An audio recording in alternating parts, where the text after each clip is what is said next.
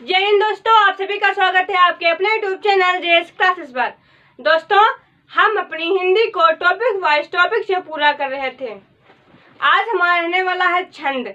छंद में जो मात्राएं आती हैं लघु और दीर्घ की, लघु की आती हैं और जो हमारी आती हैं दीर्घ की, तो उनको किस तरीके से पहचानेंगे, उनके क्या क्या नियम होते हैं, तो वे सब आपको बताएंगे। दोस्तों, हमने आपको बताया था कि आपको पहली या फिर दूसरी क्लास में हमने बताया था ह्रस्व स्वर या दीर्घ स्वर क्या होते हैं।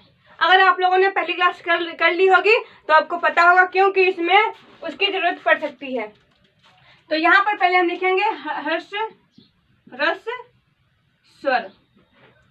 अगर दोस्तों ह्रस्व स्वर की बात करें तो इसमें क्या कहेंगे, इसमें जो होती है, जो हमारे मुंह से वायु होती है वो बहुत थोड़ी निकलती है, या बोल सकते हैं ये जो ह्रस्व स्वर होता है इसको बहुत ही कम समय में बोल सकते हैं।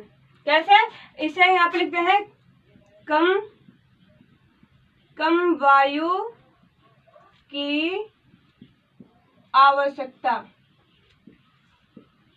क्या दोस्तों, हमने आपको बताया था जिसमें हमें कम वायु की आवश्यकता पड़ती है उसे हम ह्रस्व स्वर कहते हैं।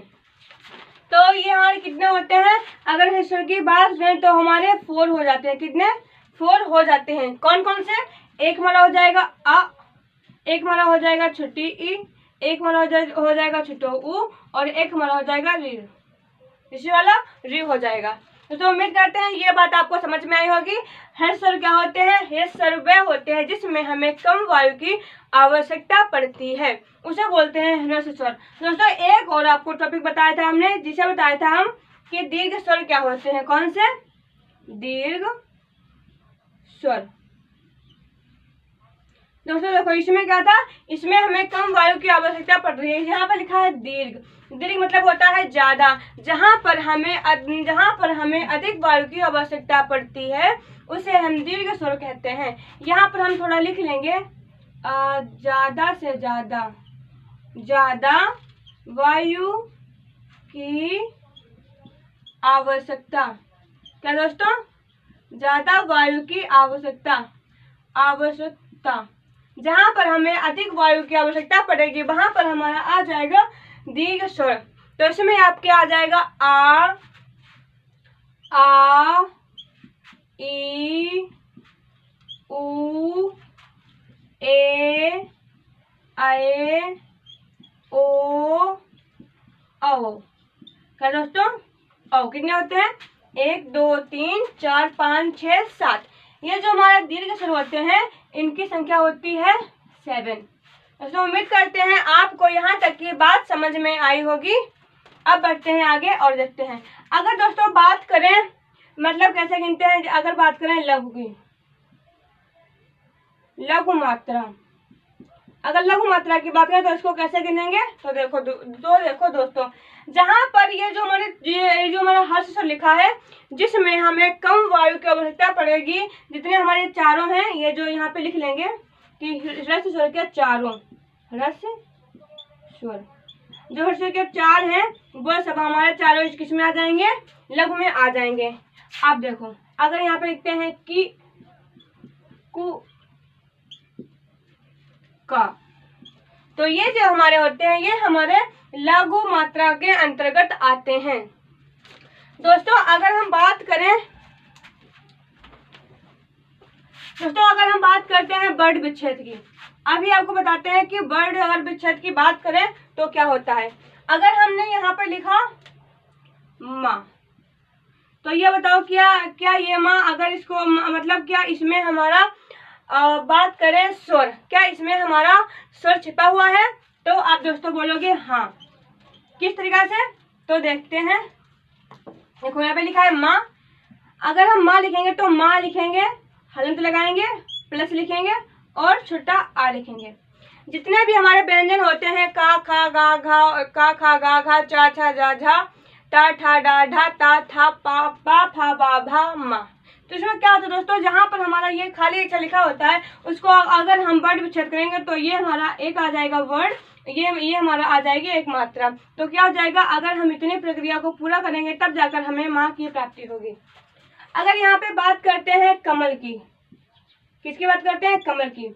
अगर इसका वर्ड विच्छेद करने के लिए कहा जाए तो दोस्तों देखिए यहाँ पे क्या लिखा है, कहीं ना कहीं इसमें हमारा एक स्वर सम्मिलित है। कौन सा? देखो यहाँ पे लिखेंगे हलंत का का धन। अब देखो क्या बच्चा, हमने बताया था कहीं पर भी अगर आप देखोगे तो उसमें हमारा छोटा आ स्वर सम्मिलित होता है। तो यहाँ पे लिखेंगे छोटा आ, फिर धन। यहाँ पे लिखा है माँ, तो माँ लिखेंगे, हलंत का माँ धन। फिर क्या लिखेंगे? फिर देखो कोई मात्रा नहीं है, अकेला है, फिर आ लगाएंगे धन। यहाँ पे क्या लिखा है? ला, तो ला को हलंत में लिखेंगे ला धन। यहाँ पे कुछ नहीं, मतलब कि खाली ला लिखा है तो आ लिख देंगे। तो क्या हुआ दोस्तों? 1 2 3, इसमें हमारी 3 मात्राएं, 3 कितनी आई? 3 हमारी मात्रा आई, और 1 2 3, 3 हमारा वर्ण आए। क्या दोस्तों? 3 मात्राएं और 3 ही हमारे वर्ण आए। अब देखो अगर यहाँ पर लिख देते हैं राधा, अगर राधा की बात करें, अगर इसका वर्ण विच्छेद करें तो दोस्तों देखिए कैसा होता है। यहाँ पे लिखा है रा, अब देखो हमने हलंत का रा लिख दिया धन। यहाँ पे क्या लिखा है? ये जो डंडा होता है, ये जो हमारी एक डंडा होता है, ये हमारा बड़ा आ का प्रतीक होता है। किसका? बड़ा आ का प्रतीक होता है। तो यहाँ पे डंडा लिखा है तो बड़ा आ है, तो यहाँ पर हम लिख देंगे बड़ा आ धन। फिर आ गया धा, धा में भी डंडा है, तो पहले तो लिखेंगे हम हलंत का धा, हलंत का धा प्लस क्या बचा? आ गया, फिर यहाँ पे लिख देंगे बड़ा आ। दोस्तों इसमें क्या हुआ? देखो 2 मात्राएं, 2 मात्राएं, 2 मात्राओं को हम इस प्रकार से भी प्रदर्शित करते हैं, इस प्रकार से। तो ये 2 मात्राएं, ये 2 मात्राएं कितनी हो गई? 4 मात्रा हो गई। कितनी हो गई दोस्तों? 4 मात्राएं हो गई। और ये क्या वर्ण? एक ये वर्ण, 2 वर्ण हो गए। इसमें दोस्तों क्या हुआ? इसमें क्या हुआ? 2 हमारे वर्ण हुए और 4 इसमें मात्राएं हुई। अब दोस्तों बढ़ते हैं आगे और देखते हैं इसका कुछ और टॉपिक देखते हैं इसका अलग अगला।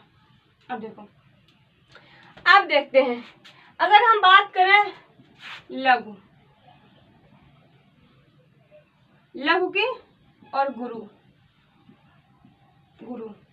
गुरु और लघु कहाँ कैसे पहचानेंगे? देखो जहां पर हमें कम समय वाले जितने भी अच्छे मिले थे कि आ, ला, पा, की, कु, ची, पी, टी, जिस प्रकार के हमें इतने मिलेंगे जहाँ पर बोल दें कि जितने भी हमारे जहाँ पर छोटी की मात्रा आएगी, मतलब कि जहाँ पर बोले जहाँ पर हमारे कम वायु वाले, कम वायु वाले अक्षर, कम वायु वाले जो जितने भी हमारे जिसमें बोलने में हमें कम समय लगता है वे हमारे लघु होते हैं, और जिसमें हमें अधिक समय लगता है वे हमारे गुरु होते हैं। जैसे हमारा आ जाएगा अधिक समय, जिसमें बोलने में अधिक समय लगे वे हमारे होते हैं गुरु। गुरु को हम इस प्रकार से दर्शाते हैं और लघु को हम इस प्रकार से दर्शाते हैं। अब दोस्तों अगर बात करते हैं, अब देखिए अगर हम बोल दें कि विसर्ग, अगर विसर्ग का हम लिख दें कहा, क्या लिख दें? कहा।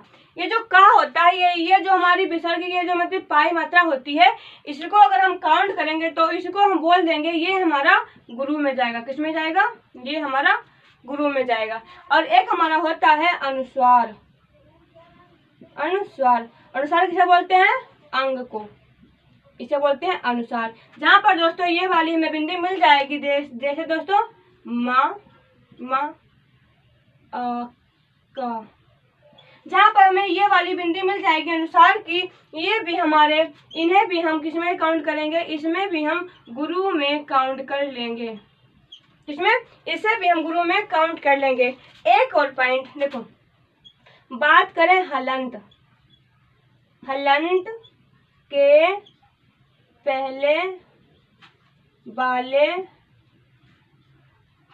पहले वाले अक्षर में अक्षर को गुरु मात्रा देंगे, गुरु मात्रा देंगे। दोस्तों कैसे? आइए देखते हैं। अगर हम यहाँ पे लिखते हैं राजन, राजन, ये हमारा हलंत लग गया ना। अब देखो हमने कहा था जहाँ पर अधिक समय लगेगा वहां पर हमारा गुरु आएगा, और जहाँ पर कम मात्रा समय लगेगा वहां पर हमारा लघु आएगा। देखो यहाँ पे लिखा है रा, रा, कहीं ना कहीं यहाँ पे हमें बोलने में अधिक समय लग रहा है, तो हमारी यहाँ पे आ जाएगी बड़ी मात्रा। यहाँ इसे बोलते हैं, ये हम इन्हें हम कहते हैं दो मात्रा। ठीक है, अब यहाँ पे लिखा है जा, हमने कहा था जहाँ पर कम समय लगता है उसे हम बोल लेते हैं एक। अगर हम इसे एक ले लेंगे, ठीक है, तो मतलब कहीं ना कहीं हमारा गलत हो जाएगा। क्यों? अभी हमने आपको यहाँ पे लिखाया पॉइंट, ये देखिए, हलंत के पहले वाले अक्षर को गुरु मात्रा में लिखेंगे। अगर कहीं पे आपका हलंत आ जाएगा और उसके जस्ट जो बाद वाला होगा, जो पहले वाला होगा, उसको हम दो मात्रा देंगे। तो यहाँ पर एक ना होकर के यहाँ पर भी हमारी दो मात्रा हो जाएंगी और यहाँ पर हमारा एक हो जाएगा। अब उम्मीद करते हैं कि अब आपको यहाँ तक की बातें समझ में आ गई होंगी। अब बढ़ते हैं दोस्तों आगे। दोस्तों उम्मीद करते हैं कि आपको यहाँ तक की बात समझ में आई होगी। छंद बताने के पहले आपको एक और पॉइंट बताते हैं, जो हमारा होता है गढ़। अब आप लोग कहेंगे कि ये गढ़ क्या होता है। अगर बात करें गढ़ का आशय, तो दोस्तों इसका जो आशय होता है, आशय, तो इसका आशय हमारा हो जाता है समूह। क्या होता है? समूह। ये गढ़ होता है, गढ़ क्या होता है, ये देखो, तीन वर्णों का समूह, तीन वर्णों का समूह। जो गढ़ होता है वह तीन वर्णों का समूह होता है। अगर बात करें इसकी संख्या कितनी होती है, इसकी संख्या दोस्तों कितनी होती है, तो दोस्तों इसकी संख्या हम बताएं आपको, तो इसकी संख्या 8 होती है।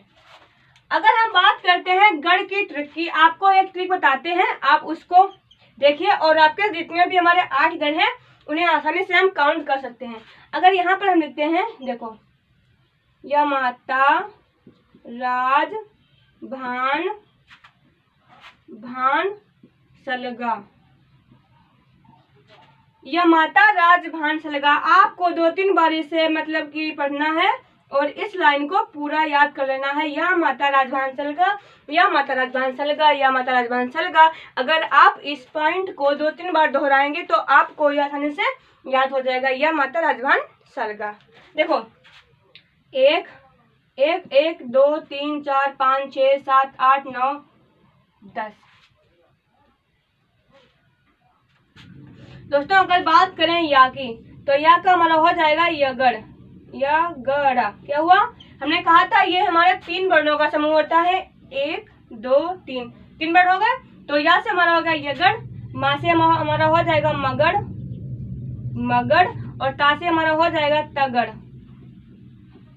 तगड़, रा से हमारा हो जाएगा रगड़, जा से हमारा हो जाएगा जगड़, भा से हमारा हो जाएगा भगड़, ना से हमारा हो जाएगा नगड़, सा से हमारा हो जाएगा सगड़, दोस्तों ये जो हमारा लिखा है लगा। तो दोस्तों ये जो ट्रिक होती है, कहीं ना ट्रिक यहाँ तक काम करती है। आपको इतना रखना है कि या मात्रा राजभान सलगा, लेकिन जो आपका लगा होता है, लगा, इसको काउंट नहीं करना होता है। इतने आपके 8 के देखो, 1 देखो दोस्तों, 1 2 3 4 5 6 7 8 हो गया हमारा 8। अगर आप इस ट्रिक को अपनाते हैं, या माता राजभान सलगा, आपको खाली लगा जो यहाँ पे लिखा है उसको काउंट नहीं करना है, और जितने भी आपके ये जो वर्ण दिए हैं इन सबको ले लेकर आपको काउंट करना है। खाली समय गड़ जोड़ना है। और ये यहाँ पे लिखा है बोध हो रहा है तो रगड़ हो गया, जा है तो झगड़ हो गया, भा है तो भगड़ हो गया, ना है तो नगड़ हो गया, सा है तो सगड़ हो गया। दोस्तों उम्मीद करते हैं कि यहाँ तक की बात आपको समझ में आई होगी। अगर बताते हैं इसका उदाहरण लेंगे तो कैसे लेंगे, अब दोस्तों देखते हैं। दोस्तों देखते हैं इसका कुछ एग्जाम्पल। देखो, अगर हम यहाँ पे लिखे नहाना, और यहाँ पे लिखते हैं आबादी। अभी देखना आप लोग कितनी आसानी से इसे काउंट कर लेंगे। देखो, ना क्या है, हमने आपको बताया था जिसमें हमें बोलने में कम वायु की आवश्यकता लगी, वहां पर हमारा क्या होगा, वहां पे हमारा होगा लघु, और जहां पे हमें अधिक बोलने में मतलब कि समय लगा वहां पर हमारा हो जाएगा गुरु, है ना। अब आपको देखिए यहाँ पे लिखा ना बोलो, ना क्या, ना बोलने में हमें अधिक समय लग रहा है, नहीं लग रहा है, तो यहाँ पर हमारी आ जाएगी 1 मात्रा। हा, हा। क्या लग रहा है कि इसमें हमारी डबल मतलब कि अधिक समय लग रहा है, तो यहाँ पे हमारी आ जाएगी दो मात्राएं। यहाँ पे भी लग रहा है दो मतलब डबल, तो यहाँ पर भी हमारा आ जाएगा दो मात्राएं। अब देखना, एक दो दो कितनी हो गई, दो दो, देखो दो दो एक, अगर इनको काउंट करेंगे तो दो दो चार एक पाँच, इसमें कितनी हो गई, पाँच। अब आपको इसमें देखना है कि ऐसा यहाँ पर कहाँ पे लिखा है। देखो अगर हम बात करें, अब दोस्तों यहाँ पे हमारी आ गई पांच मात्राएं, पांच आ गई। अब इनको हम कैसे देखें कि यहाँ पे हमारा यगड़ होगा, मगड़ होगा, तगड़ होगा, आखिर किस तरीके से इसको हम पहचानेंगे, तो देखते हैं इसको पहचानेंगे कैसे। अब देखो इसे आप हटा दीजिए, इस तरीके से इसे हटा दीजिए, और एक बार हम उसी ट्रिक को फिर से दोहराते हैं और आपको बताते हैं। या माता राज भान सलगा। दोस्तों अब देखो, हमने बताया था ये जो तीन वर्णों का समूह होता है, देखो एक दो तीन, पहले आप इन तीन को उठा लो, क्या हुआ, एक मात्रा, दो मात्रा, दो मात्रा हो गई। ये हमारा क्या है, ये हमारा हो जाएगा यगड़।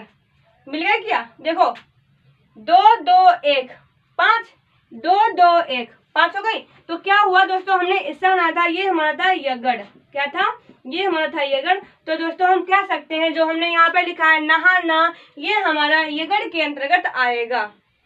उम्मीद करते हैं इतनी बात आपको समझ में आई होगी। अब यहाँ पे देखो ये लिखा है दो दो दो, अब देखना ये हमारा कहाँ पर बनता है, तो देखो इसे हमने ले लिया, यहाँ पे बना नहीं बना। अब इसे हम रफ करते हैं, देखते हैं फिर से आगे। देखो तीन, तीन ही लेना है, देखो इससे तीन लिया तो हमारा बन गया नहाना, एगड़ बन गया। अब लेना है, अब यहाँ पे देखना मगर, अब क्या बनेगा, अब आपका बनेगा मगर। देखो माँ में दो, माँ में मतलब कि अधिक समय लगेगा, तो यहाँ पे दो मात्रा हो जाएंगी, इसमें भी दो मात्रा हो जाएंगी, इसमें भी दो मात्रा हो जाएंगी। आबादी, ये आबादी किसका है, ये मगड़ का हो जाएगा। कैसे, देखो दो मात्रा प्लस टू मात्रा प्लस टू मात्रा बराबर 6, दो प्लस दो बराबर 6। दोस्तों उम्मीद करते हैं ये बात समझ में आ गई होगी। ये हमारा हो जाएगा मगड़ का, और ये हमारा हो जाएगा यगड़ का। दोस्तों आप कहीं भी आएगा, आप लोग खाली ये मतलब कि अगर हमें देखना है तगड़, तो ता को लीजिए, रा को लीजिए और जा को लीजिए, तीन ले लीजिए। अगर आपको देखना है झगड़, तो भा को लीजिए, ला को लीजिए और सा को लीजिए। इसका हो जाएगा 2 1 1। अगर आप इस तरीके से बनाएंगे तो आपको इसे पहचानने में सहायता मिलेगी, और आपका मतलब आप लोग पहचान देंगे इसमें कौन सा हमारा गढ़ प्रयुक्त हो रहा है। दोस्तों उम्मीद करते हैं कि आपको यहाँ तक की बात अच्छे से समझ में आई होगी। अब बढ़ते हैं आगे और देखते हैं।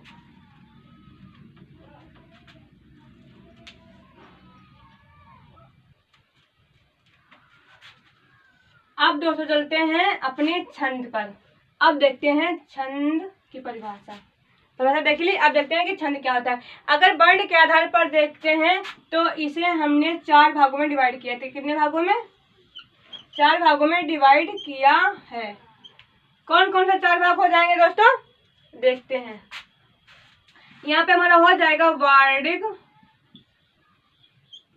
छंद हो जाएगा, और यहाँ पे हमारा हो जाएगा वार्णिक वृत्त। अगर दोस्तों तीसरे की बात करें तो हमारा हो जाएगा मात्रिक छंद,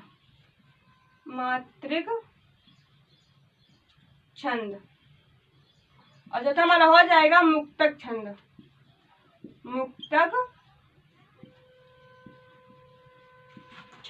दोस्तों हमने छंद को मतलब बांटा, तो 4 भागों में बांटा। पहले हमारा हो जाएगा वार्णिक छंद, दूसरा वार्णिक वृत्त, तीसरा मात्रिक छंद, और चौथा हमारा हो जाएगा मुक्तक छंद। दोस्तों अगर बात करते हैं वार्णिक छंद की, तो इसको हमने 3 भागों में बांटा है। कितने भागों में? 3 भागों में बांटा है। दोस्तों अगर पहले की बात करें तो हमारा हो जाएगा सममात्रिक,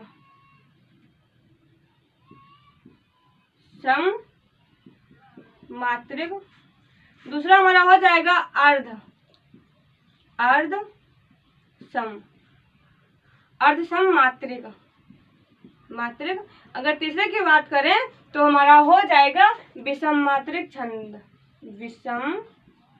मात्रिक छंद, विषम मात्रिक छंद हो जाएगा। यहाँ तक की बात समझ में आई। अब देखते हैं, यहाँ पे लिखा है सममात्रिक। दोस्तों इस तरफ करते हैं और आपको एक एक पॉइंट को समझाते हैं। यहाँ पे लिखा है सममात्रिक। दोस्तों देखो सममात्रिक होता क्या है। अगर सममात्रिक की बात करें तो ये हमारा पहला पॉइंट हो जाएगा और इसमें हम लिखेंगे, अगर बात करें इसकी ट्रिक की, सममात्रिक पहचानने की ट्रिक क्या होती है, तो इसकी हमारी ट्रिक हो जाएगी चारों गीत हर गीतिका। दोस्तों क्या हो जाएगी, चारों गीत हर गीतिका। कैसे, अब देखो यहाँ पे लिखा है चा। अगर चा की बात करें तो हमारा पहला बन जाएगा चौपाई। क्या बन जाएगा, चौपाई। अगर दूसरे की बात करें रा से हमारा बन जाएगा रोला। क्या बन जाएगा, रोला। बात करें गा की तो हमारा हो जाएगा गीतिका। गीत से हमारा बन जाएगा गीतिका। इसमें 4 होते हैं, गीत से बन जाएगा गीतिका। और यहाँ पे लिखा हरि गीतिका, तो चौथा हमारा हो जाएगा हरि गीतिका। हरि गीतिका। देखो दोस्तों हमने कितनी आसानी से चारों को पहचान लिया। चारों गीत हरि गीतिका, चारों गीत हरि गीतिका। चा से हमारा हो गया चौपाई छंद, रा से हो गया रोड़ा छंद, गीत से हो गया गीतिका छंद, और यहाँ पे लिखा हरि गीतिका। ये तो पूरा हमारा होता है तो हमने इसे लिख लिया हरि गीतिका। अब दोस्तों यहाँ पे लिखा है चौपाई, यहाँ पे लिखा है रोला, यहाँ पे लिखा है गीतिका, यहाँ पे लिखा है हरि गीतिका। अब देखते हैं चौपाई क्या होती है, चौपाई को कैसे पहचानेंगे। दोस्तों देखते हैं इसकी परिभाषा क्या होगी। क्या इसकी परिभाषा, दोस्तों देखते हैं इसकी परिभाषा क्या होती है। क्या लिखेंगे परिभाषा। परिभाषा दोस्तों इसकी क्या होती है, देखो इसमें बात करें चौपाई की तो देखते हैं इसमें 4 चरण होते हैं। इसमें 4 चरण होते हैं। क्या होते हैं दोस्तों, इसमें 4 चरण होते हैं।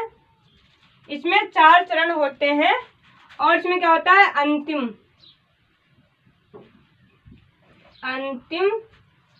पद समान होता है।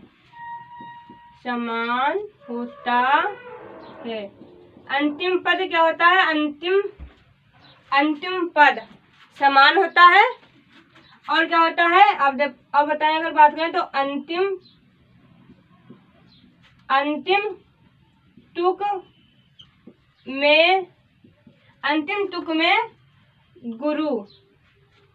तुक में गुरु का होना आवश्यक।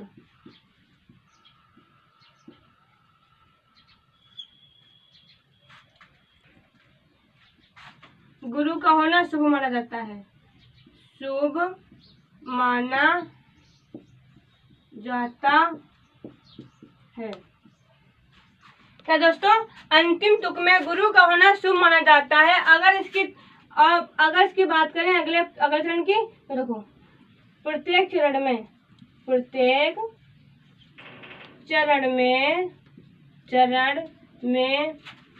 16 मात्राएं होती हैं। 16 मात्राएं होती हैं। 16 मात्राएं होती हैं। इसमें क्या दोस्तों, भाई में इसके 4 चरण होते हैं।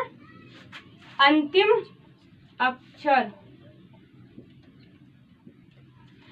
अक्षर समान होते हैं। अंतिम तुक में गुरु का होना शुभ माना जाता है। प्रत्येक चरण में 16 मात्राएं होती हैं। दोस्तों तुक क्या होता है, जैसे कि प्रवेश नगर कीजिए सब काजा, हृदय लाभ कौशलपुर राजा। ये जो काजा और राजा के बीच में जो मतलब जो लास्ट में होता है जा और रा, जो ये होते हैं इसे बोलते हैं तुक। जो लास्ट में बराबर मिले इसे बोलते हैं तुक। तो अंतिम तुक में गुरु का होना शुभ माना जाता है और प्रत्येक चरण में 16 मात्राएं होती हैं। अगर बात करते हैं इसके उदाहरण की, तो दोस्तों देखते हैं इसका एग्जाम्पल। दोस्तों देखते हैं इसका एग्जाम्पल क्या होगा, देखते हैं। देखो, बंदौ बंदौ गुरु पद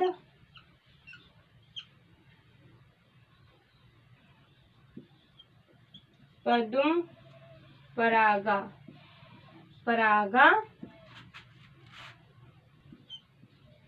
सुरुचि सुभाष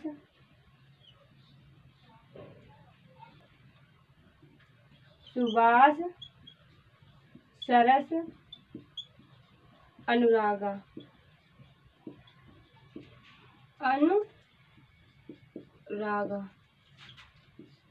दोस्तों देखो, अगर इसमें कहें, इसमें मतलब कि एक बार देखना, अगर यहाँ पे लिखते हैं गुरु का ये होता है, इसे दो मत करें, लघु की लघु, तो लघु को हम गिनते हैं एक मात्रा में, ये दो मात्रा, ये एक मात्रा। अब देखते हैं क्या, जहाँ पर हमें अधिक वर्ग की आवश्यकता लगी वहां पर हमारा होगा गुरु, और जहाँ पर कम वर्ग की आवश्यकता लगी वहां पर हमारा होगा लघु। अब देखो, बन हमने आपको बताया था, जहाँ पर हमारा विसर्ग होगा, जहाँ पर हमारा अनुस्वार होगा वहां पर हमने एक मात्रा गिनेंगे। मतलब यहाँ पे लिखा है वन, तो यहाँ पर एक हो जाएगा, और दा फिर एक हो जाएगा, फिर ऊ एक हो जाएगा, यहाँ पर एक हो जाएगा, यहाँ पर भी एक हो जाएगा, यहाँ पर भी एक हो जाएगा, यहाँ पर भी एक हो जाएगा। खाली पा है एक हो जाएगा, छुट्टी की मात्रा है एक हो जाएगा, खाली माँ है एक हो जाएगा, खाली पा है एक हो जाएगा, रा डंडा है दो हो जाएगा, और गा में दो पा मात्राएं हो जाएंगे। यहाँ पर एक हो जाएगी, यहाँ पर एक हो जाएगी, और यहाँ पर एक हो जाएगी, यहाँ पर एक हो जाएगा, यहाँ पर दो हो जाएगा, यहाँ पर एक हो जाएगा, यहाँ पर एक, यहाँ पर एक, यहाँ पर एक, यहाँ पर एक, यहाँ पर एक, यहाँ पर दो, यहाँ पर दो। दोस्तों अब गिनते हैं, 1 2 3 4 5 6 7 8 9 10 11 12 13 14 15 कहीं पे कुछ गलत लिखा है। 1 2 3 4 5 6 7 8 9 10 11 12 13 14 15। तो दोस्तों यहाँ पर हमारी आ जाएगी दो मात्रा, क्योंकि ऊ था। देखो 1 2 3 4 5 6 7 8 9 10 11 12 13 14 15 16 कितनी हो गई? यहाँ तक की हमारी हो गई 16। अगर इधर भी 16 हो जाएंगी तो हमारे यहाँ चौपाई छंद हो जाएगा। 1 2 3 4 5 6 7 8 9 10 11 12 13 14 15 16 कितनी हो गई? 16। हमने कहा था प्रत्येक चरण में 16 मात्राएं अगर हो जाए वह हमारा चौपाई छंद हो जाएगा। तो अगर ये बंद गुरु पद पदुम परागा सुरुचि सुभाष सरस अनुरागा ये हमारा जाएगा चौपाई छंद में। तो उम्मीद करते हैं अब आपको चौपाई छंद समझ में आ गया होगा। प्रत्येक चरण में 16 मात्राएं होती हैं, आपको इतना याद जरूर रखना है। अब चलते हैं अगले पॉइंट पर और देखते हैं क्या होगा। चौथा चौपाई हो गया, अब हमारा आ जाएगा रोला। क्या रोला देखते हैं।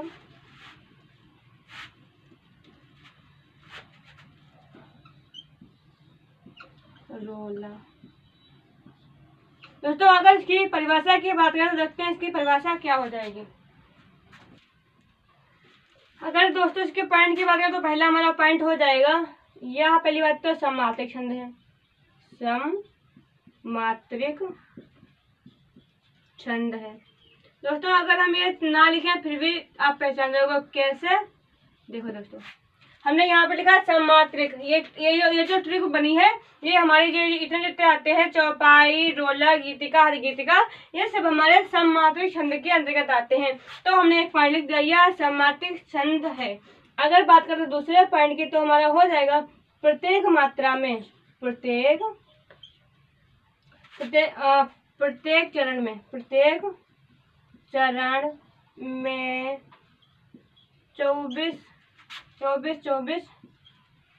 24 मात्राएं होती हैं। 24 मात्राएं होती हैं। 24 मात्राएं दोस्तों होती हैं। और अलग पॉइंट के बारे में तो देखते हैं। इसमें 11 व 13 11/13 चरणों पर 11/13 चरणों पर यति होती है, यति होती है। 11/13 की 13 पर यति होती है, 11/13 पर यति होती है। दोस्तों उम्मीद करते हैं तो समझ में आया होगा। अब देखते हैं, अब इसमें क्या क्या खाली आपको इतना याद करना है, प्रति चरण में 24 मात्राएं होती हैं और 11-13 पर यति होती है। अगर इसकी उदाहरण की बात करें तो दोस्तों देखते हैं इसका उदाहरण किस तरीके का हो जाएगा। यहाँ पर डालते हैं उदाहरण।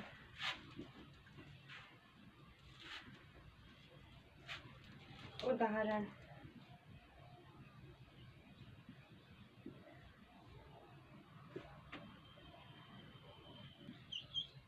मूलन ही की जहाँ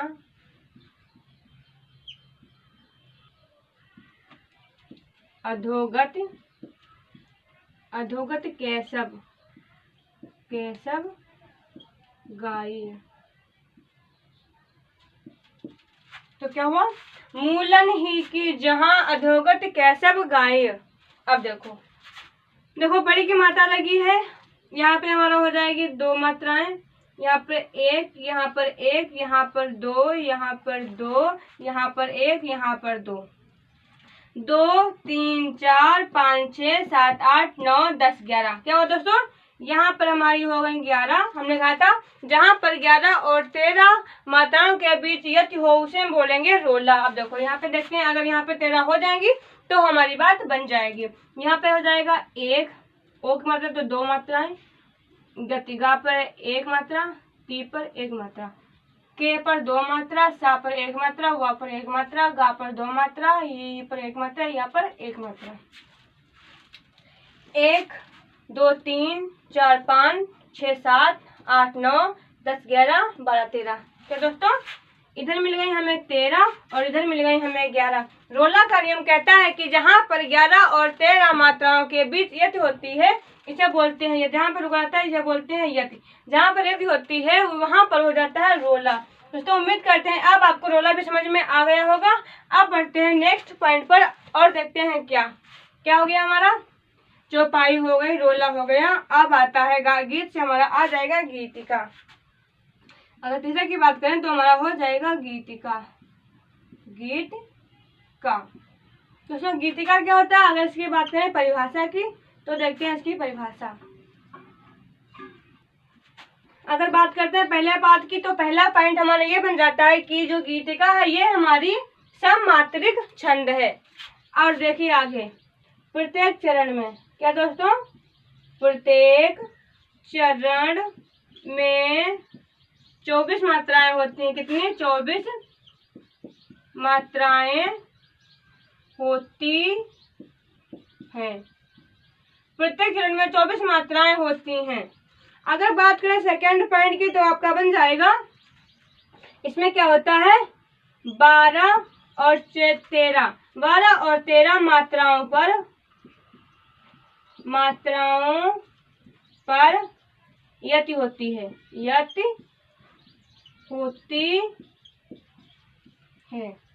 क्या 12 और 14 मात्राओं पर यति होती है। बात करते हैं नेक्स्ट पॉइंट की तो हमारा बन जाएगा अंत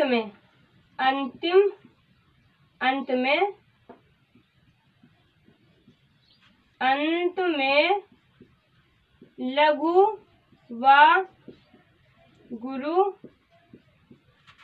आते हैं। ये तो सिंपल सी बात हो गई। अगर हम कुछ ना कुछ लिखेंगे तो कोई किसी में लघु आएगा, किसी में गुरु आएगा।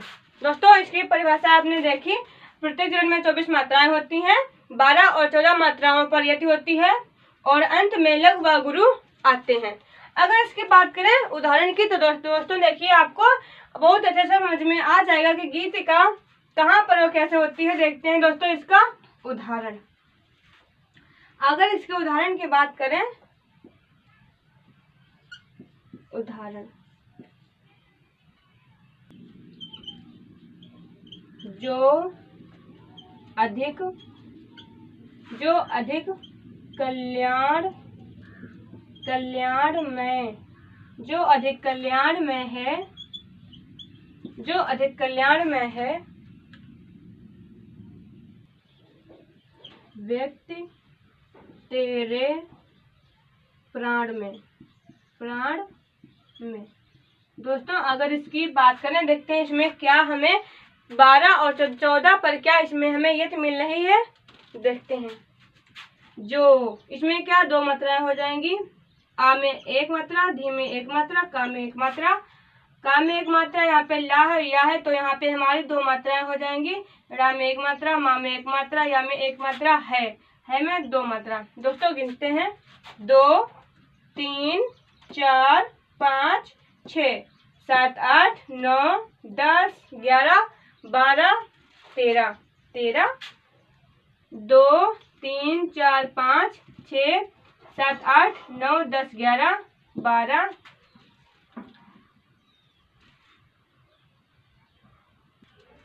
अब देखो दोस्तों, यहाँ पे 2 आ जाएंगी, यहाँ पे मतलब आधा का था तो यहाँ पे 2 आ जाएंगी, यहाँ पर 2, यहाँ पर 2, यहाँ पर 2, यहाँ पर 1, यहाँ पर 2। 2 3 4 5 6 7 8 9 10 11 12 13 ये हो गई। 2 2 4 2 2 4 2 6 2 8 2 10 2 12 1 13 ये हो गई। 13 प्लस 13 कितना हो जाता है? 26। कितना हो गया? 26। तो हम बोल सकते हैं ये जो हमारी पंक्ति है ये हमारी गीतिका की है। गीतिका में हमें मतलब बोल सकते हैं कि इसमें प्रत्येक चरण में हमें तरह मात्राएं होती हैं, लेकिन इसमें गीतिका में प्रत्येक चरण में 28 मात्राएं होती हैं। दोस्तों क्या होता है, जो हमारी हरी गीतिका होती है इसमें प्रत्येक चरण में 28 मात्राएं होती हैं। अगर बात करें नेक्स्ट पॉइंट की तो हमारा हो जाएगा, इसमें जो होता है दोस्तों 12 और 16 मात्राओं पर। क्या दोस्तों? 12 या 16 मात्राओं पर यति होती है।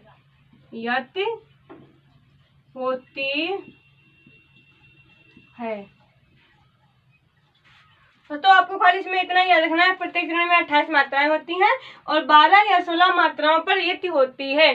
देखते हैं इसका उदाहरण, बात करते हैं उसके उदाहरण की।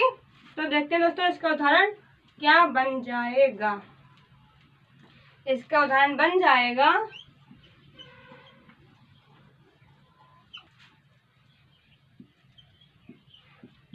कहती हुई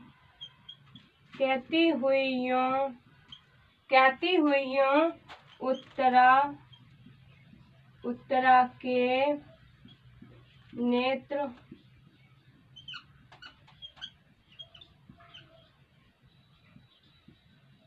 जल से भर गए। क्या दोस्तों देखो, कहती हुई यूं उत्तरा के नेत्र जल से भर गए।